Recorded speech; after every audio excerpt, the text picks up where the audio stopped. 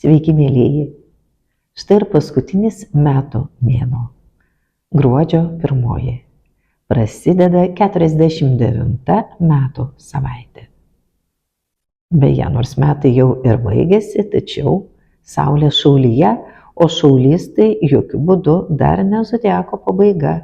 Tai tik 9 zodiako ženklas, skelbiantis džiaugsmą, atveriantis naujas galimybes, skatinantis svajoti, siekti ir visą tai realizuoti energingai, juk tai ugnies ženklas.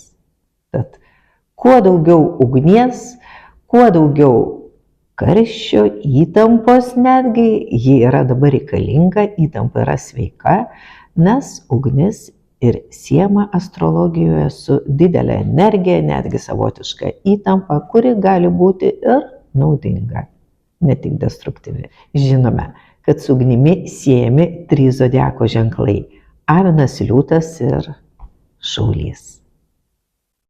Ir ugnis skirtingai reiškiasi tose 3 zodiako ženkluose. Štai Šaulyje ugnis siejama su žvakės ugnimi arba lampados ugnimi.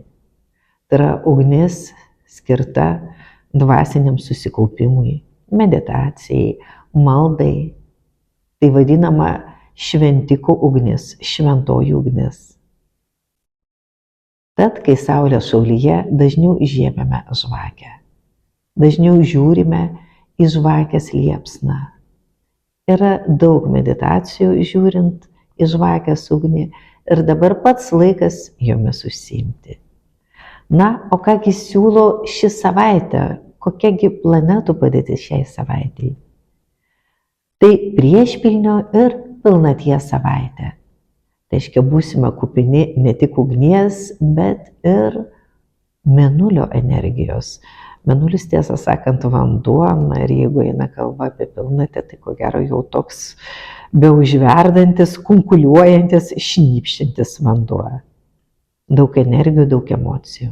Ar ši savaitė bus sėkminga? Ko gero tai priklausys, kiek mes sugebėsime tą ugnies energiją panaudoti pozityviai. Kad tai nebūtų griaunanti karinė energija, o įkvepianti kūrybinė energija. Būtent griovimo atspalvis bus ryškesnis gruodžio 1 po pietų nuo 15 valandos, kai stipriau pradės veikti žvaigždė, skatinanti tokią jau blogą agresiją, tai Antarasas. Ir jis stipriai veiks ne tik gruodžio 1-2 dienos pusę, bet ir gruodžio 2 iki pavakarės. Patarčiau šiom dienom stengtis likti taikiais, pozityviais, bet nebūti be darbo. Būtent velnias ieškos ištižusių, tinginiaujančių ir būtent jų tomis dienomis ir laukia liūdniausia patirtis.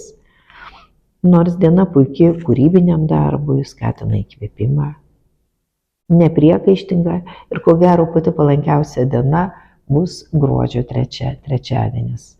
Pasistengkite pačius svarbiausius savaitės darbus planuoti būtent trečiadieniui. Tai puikus laikas įvairiems susitikimam ir netgi naujų darbų pradžiai. Pasinaudokite šią gerą dieną. Tokios geros dienos jau per visą gruodžio mėnesį nebus. Apskritai, ši savaitė pati palankiausia gruodžio mėnesį. Tad visa, ką jūs norite svarbiausio nuveikti, ar tai būtų susijęs su jūsų darbinė veikla, ar galbūt su tam tikrais pertvarkymais namie, o gal jūs norite nupirkti ypatingą dovaną savo artimiesiems, mylimam asmeniui.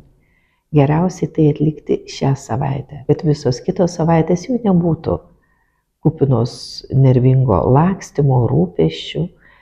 Dienos tuomet nebus palankios ir bet kokie nesklandumai, bet kokie kliuviniai atrodys 10 kartų baisesni, blogesni negu yra iš tikrųjų.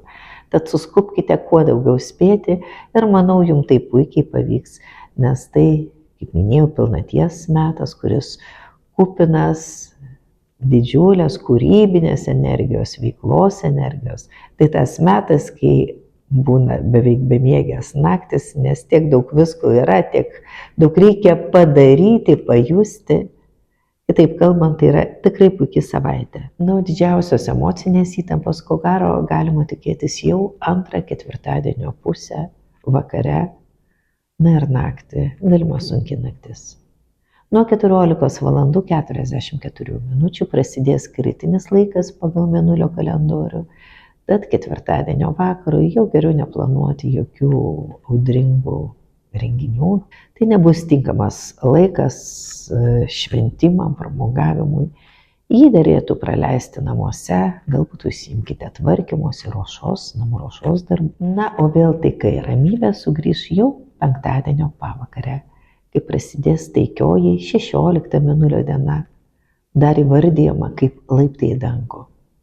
Manoma, kad tuo metu žmogaus siela arčiausiai priartėja angelų pasaulio, mes tampame iš tiesų taikus, pozityvus. Ir tai pats geriausias laikas atsiprašymui, susitaikymui. Ir tą vertėtų suspėti. Laukia pakankamai sudėtingos kitos savaitės, kai dabar reikia pasistengti sukaupti kuo daugiau ramybės, pozityvo, jo tikrai prireiks ateityje. Savaitgalis puikus, geras pašvęsti namų reikalams, šeimai. Tolimom kelionėm, išvykom tai nebus tinkamas laikas. Šias dienas geriausiai skirti savo artimiesiems, skirti mylimam žmogui. Nuo prognozės kiekvienam zodiako ženklų perskaitysite Palmiros horoskopai.lt. Na, o mano astrologinį kalendorių 2026 metams galite įsigyti Smells Like Spells. Taip pat ir 2026 metų astrologinę žvakę.